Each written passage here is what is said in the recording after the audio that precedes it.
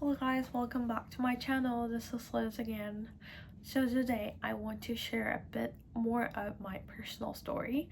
So I'm starting this series in English, not only for my Korean viewers, but also my other international viewers who are speaking in English or other languages.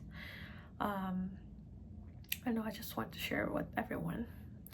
And guys, so since I'm living in Canada right now, I've been asked so many times, why did you choose Canada?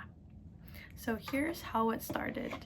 I first came to Vancouver when I was middle school for a short language program, and I kept going back to Vancouver during my school breaks just to study English. That's when I fell in love with the language and also with Canada. I started dreaming about going to university in Korea someday. Even while going through elementary, middle, high school in Korea, I always had this feeling deep inside. I wanted to live abroad, experience something bigger, and become someone new. At that point in high school, I even considered taking the SAT. I actually studied for it a little bit, and also applying college in US. But somehow Canada kept pulling me back. Why? I think it was just because of the good memories.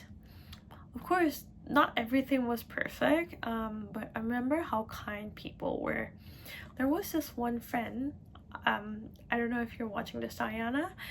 I was very young at the time. I was, I think, 13, and I mean, we were both young, and my family and I had an issue with our apartment, and because I couldn't really speak English very well, my friend Diana came with me to talk to the apartment manager.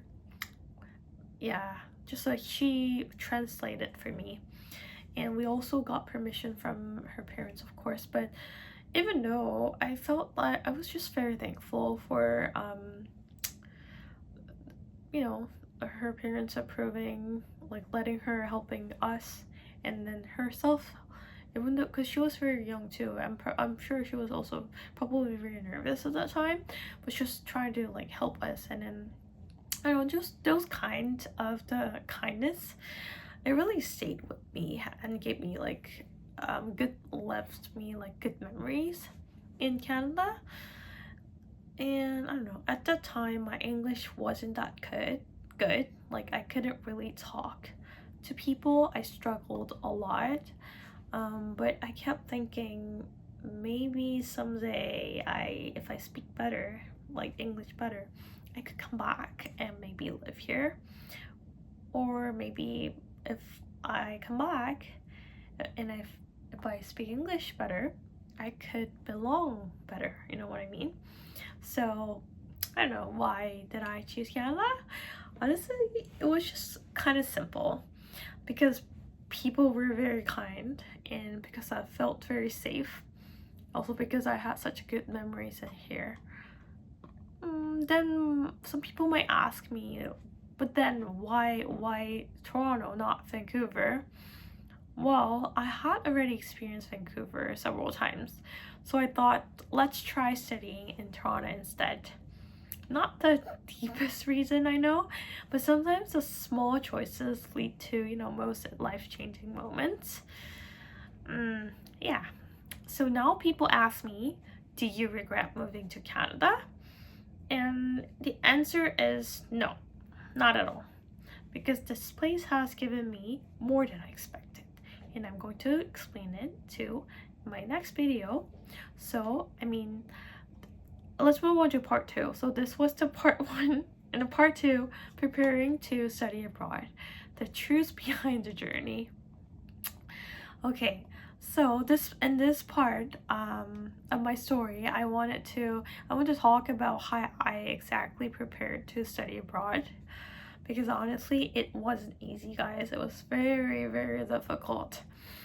I seriously started preparing after I graduated high school.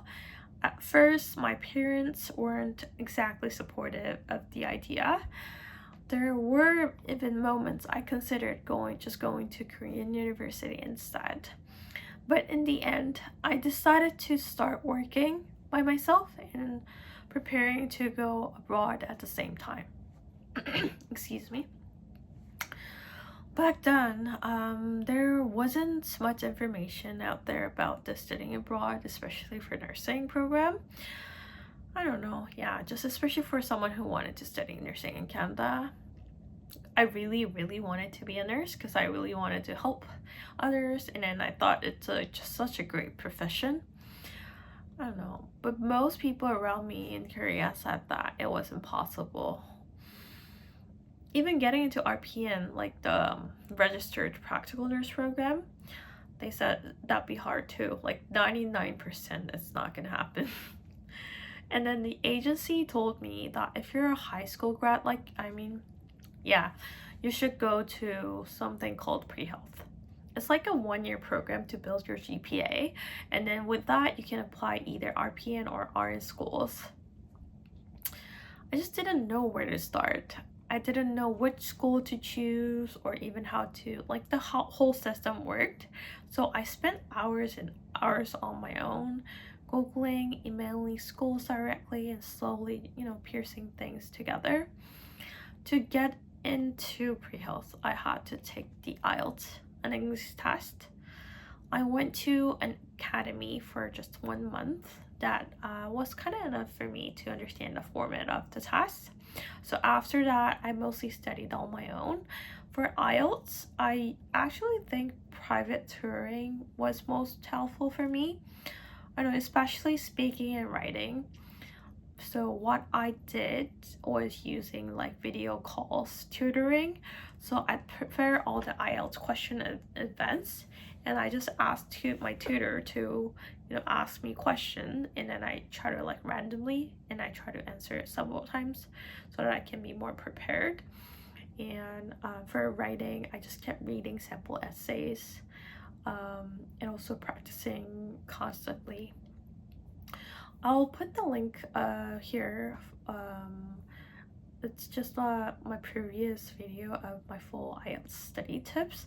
It's not updated yet, but it's that if you want to look at it, yeah, I'll just put that down right here so you can check it. But anyways, while I was preparing for IELTS and college, I was also working nonstop in Korea. So I worked as a barista at Starbucks, a server at restaurants, and a planner for events, translator for an event as well, and a teaching assistant at a English academy.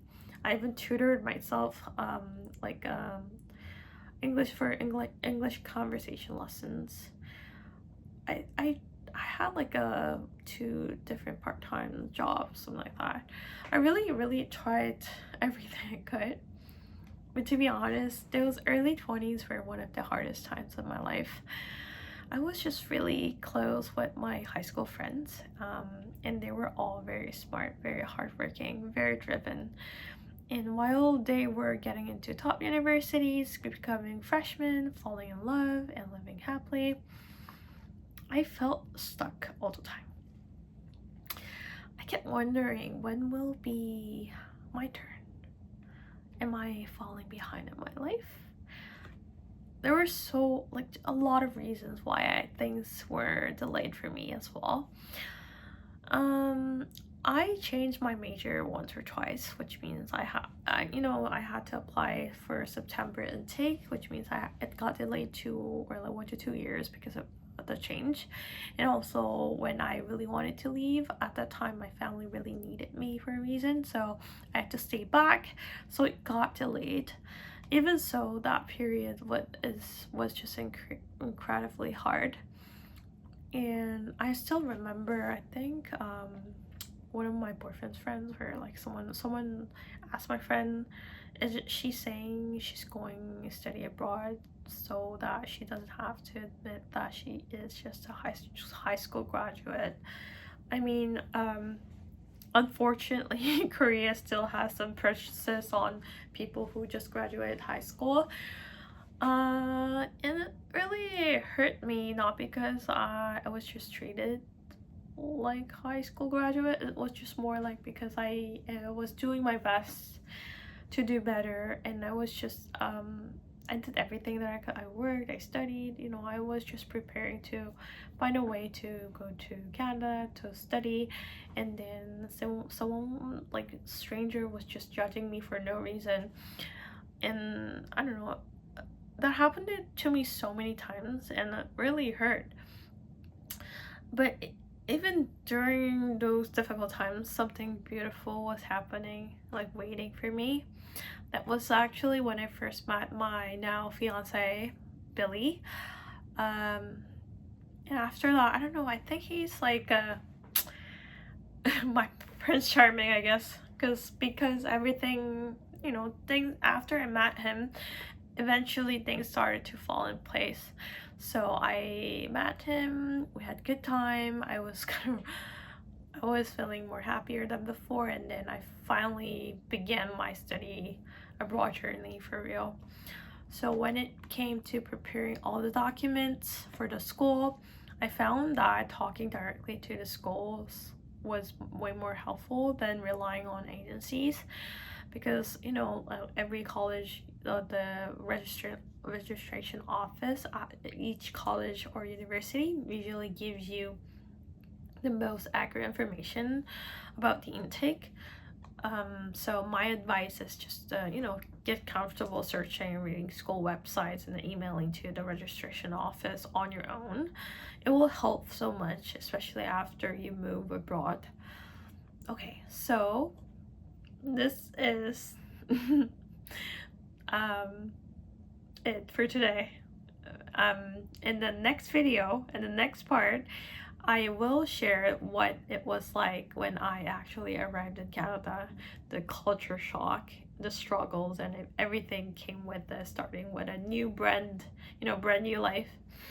So stay tuned, guys, and thank you so much for staying with me so far, and I'm really glad that you're here.